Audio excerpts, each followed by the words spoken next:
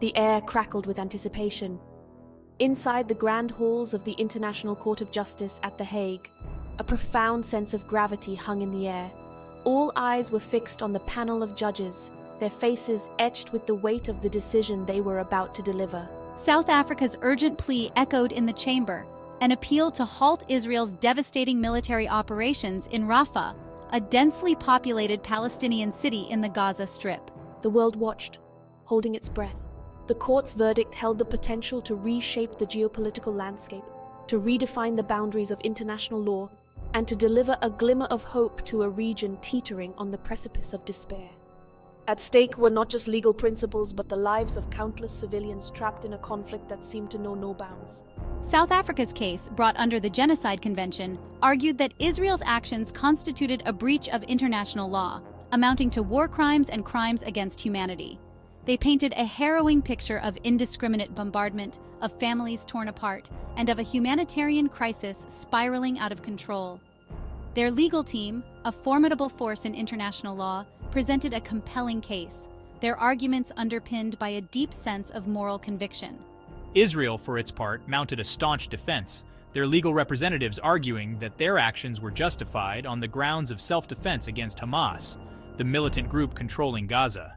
They insisted that their military operations were proportionate and targeted, designed to neutralize the threat posed by Hamas rockets raining down on Israeli civilians. The courtroom became a battleground of competing narratives, a microcosm of the intractable conflict that had gripped the region for far too long.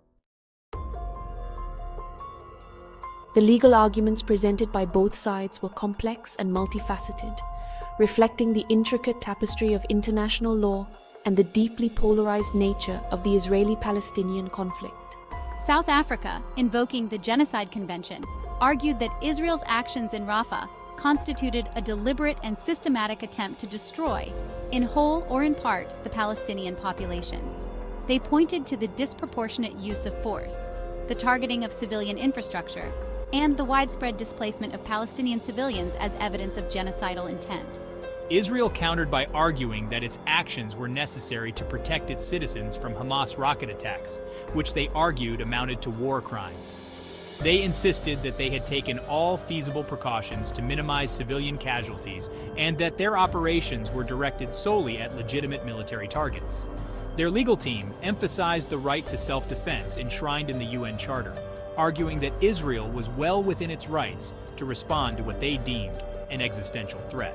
The ICJ's decision, when it came, sent shockwaves across the world. The ICJ's decision reverberated across the globe, triggering a wave of reactions from world leaders, international organizations, and civil society. The United States, a staunch ally of Israel, expressed deep disappointment with the ruling, arguing that it undermined Israel's right to self-defense. The European Union, while acknowledging the court's authority, called for restraint from all sides and urged a return to negotiations. The Arab League welcomed the decision, hailing it as a victory for justice and international law. They called on the international community to ensure Israel's compliance with the ruling and to hold those responsible for war crimes accountable. Human rights organizations echoed these sentiments, urging the UN Security Council to take immediate action to enforce the ICJ's decision and to protect Palestinian civilians. The ruling also ignited a firestorm of debate within legal circles. Supporters of the decision argued that it reaffirmed the importance of international law and the principle of accountability. They saw it as a powerful precedent, demonstrating that even the most powerful states are not above the law. Critics, however, argued that the decision set a dangerous precedent, potentially emboldening other states to use international courts to pursue political agendas.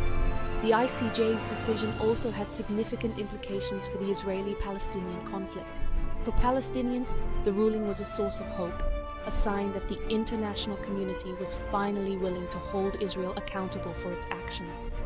It also gave renewed impetus to the Boycott, Divestment and Sanctions (BDS) movement, which called for a global boycott of Israel until it complied with international law.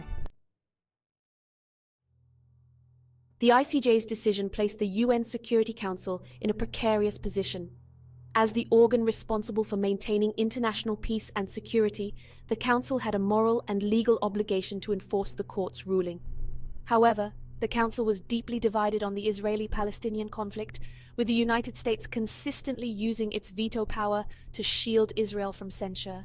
The United States, while acknowledging the ICJ's authority, argued that the Security Council was not the appropriate forum to address the conflict. They maintained that the only path to peace was through direct negotiations between Israel and the Palestinians. Russia and China, on the other hand, called on the Council to take decisive action to implement the ICJ's decision and to impose sanctions on Israel for its defiance of international law. The deadlock in the Security Council highlighted the challenges of enforcing international law in a world order still largely defined by power politics. The Council's inability to act decisively on the ICJ's ruling risked undermining the court's legitimacy and emboldening other states to flout international law with impunity. The stalemate also had profound implications for the Palestinian people, who looked to the international community for protection and accountability. The Security Council's inaction sent a dangerous message that some states were above the law and that the lives of Palestinians were of lesser value than those of Israelis. The ICJ's decision and the subsequent paralysis in the UN Security Council raised profound questions about the future of international law and the rules-based international order. The case highlighted the limitations of international law in addressing deeply entrenched conflicts where powerful states are unwilling to comply with their legal obligations. The decision also underscored the importance of strengthening international institutions and mechanisms for enforcing international law. The ICJ's ruling, while a significant victory for international law, would remain hollow unless the international community took concrete steps to ensure its implementation. The case also highlighted the need for greater accountability for violations of international law, particularly when it comes to war crimes and crimes against humanity. The impunity enjoyed by powerful states for such crimes only served to perpetuate a cycle of violence and instability. The ICJ's decision, while a significant legal victory, was only a first step towards achieving a just and lasting peace in the Israeli-Palestinian conflict. The ruling needed to be followed by concrete action from the international community, including the imposition of targeted sanctions on Israel and the establishment of an independent mechanism to monitor and report on human rights abuses in the occupied territories. The ICJ's decision, while focusing on the immediate situation in Rafah, served as a stark reminder of the urgent need for a just and lasting solution to the broader Israeli-Palestinian conflict. The decades-long conflict had resulted in untold suffering on both sides, with countless lives lost and a seemingly intractable cycle of violence and retribution. The ICJ's ruling, by reaffirming the principles of international law and the importance of accountability, provided a framework for moving forward. The decision emphasized the need for a negotiated two-state solution based on the 1967 borders, with East Jerusalem as the capital of a Palestinian state. Achieving such a solution would require political will and compromise from both sides, as well as sustained engagement from the international community.